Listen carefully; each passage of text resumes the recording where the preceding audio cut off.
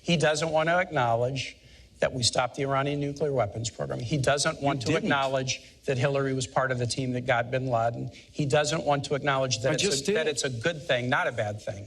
That it's a good thing, not a bad thing, that we're down from 175,000 troops deployed overseas to 15,000. But let me tell you what will really make the Middle East dangerous.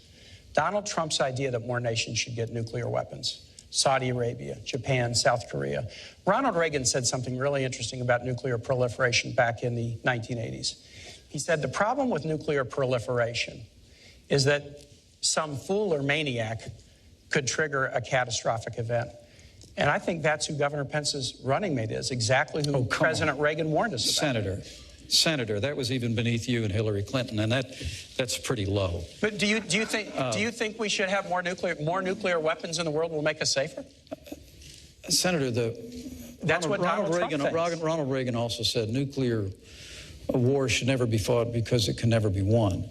And the United States of America needs to make investments in modernizing our nuclear force for both deterrence Donald Trump's claim that more nations should get nuclear to our allies. But let me go back to this Iran thing. I mean, he keeps saying that that Hillary Clinton, who started the deal with the Iranians, prevented Iran from getting a nuclear weapon. That's what the Israeli head of the Joint Chiefs of Staff is saying right now. Well, that's not what Israel thinks. Gadi Eisenkot, you can go check it. You wouldn't necessarily know that. I know you boycotted Prime Minister Netanyahu's speech. No, I visited him in his office. I visited him in his office. You boycotted the speech. The point is, what this so-called Iran deal did was essentially guarantee. I mean, when I was in Congress, I fought hard on a bipartisan basis with Republican and Democrat members to move forward the toughest sanctions, literally in the history of the United States against Iran. And then Hillary used them. We were bringing them to heel, but the goal was always